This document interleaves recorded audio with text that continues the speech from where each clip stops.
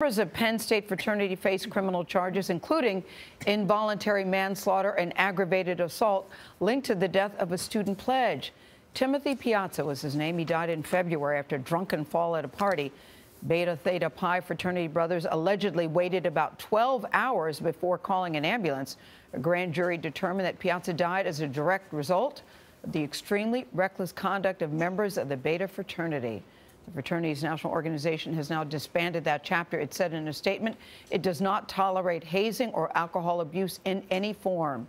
CBS News legal analyst Rikki Klieman is here with the facts of this case. This case is heartbreaking, maddening, and sad all at the same time. Can you just start us off with the specifics about what happened to this young man? This case is one of the things that is called heart-wrenching by the president. And the reason that it's heart-wrenching is that this was a virtual 12-hour period that was captured on video. We have to think of some of the things that happened to this boy who arrives well-dressed in his khakis and his blazer to do his last stage of getting into this fraternity.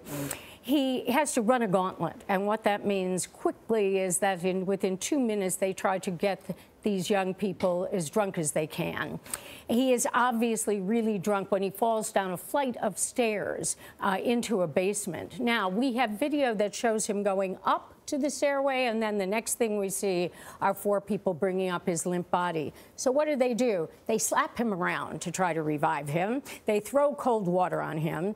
They strap books around his back so that he won't fall over and choke and die in his own vomit. And they sent a text message, Rikki, 12 hours before, calling 911 to say, look, there's been an accident, this guy needs help. Well, what happened was that they sent a group text message saying they should call 911. The young person who wants to call 911 is literally shoved up against a wall and telling him that they don't need to do this. This boy's limp body is on the ground. He is stepped over by fraternity brothers who go to bed. And then ultimately he falls again, and he is dragged up the final time, and even then, when he obviously is bruised, bleeding, and is not able to respond, it still takes them 48 minutes. So what are the charges? And the against charge, whom? You have 8 people who are charged with involuntary manslaughter and aggravated assault. Aggravated assault in Pennsylvania is a 20-year felony. The involuntary manslaughter is very simple in Pennsylvania.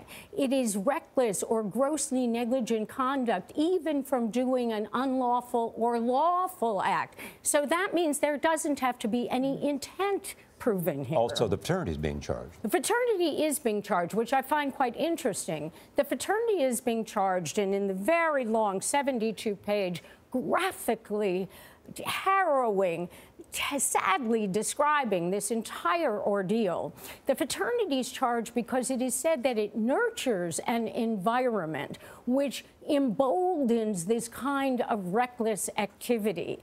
And what you see here in this particular fraternity that was supposed to be a model fraternity is one that was flouting all the rules. Penn State's president has weighed in. He says this. He called the alleged details of what happened sickening, now announcing steps to combat hazing. So does that mean the school could face legal action at this point? Well, certainly the school is not involved in the criminal process, but ultimately you have the possibility here of a wrongful death suit on behalf of the family. And the only way that they get quote-unquote justice under the law is either in money or in punishment. So would they go after the university as well as the fraternity and the individuals? I certainly think that they would, even though the university can say, look, we had a strict policy, no hazing, no drinking. Thanks, Rikki. Thank you.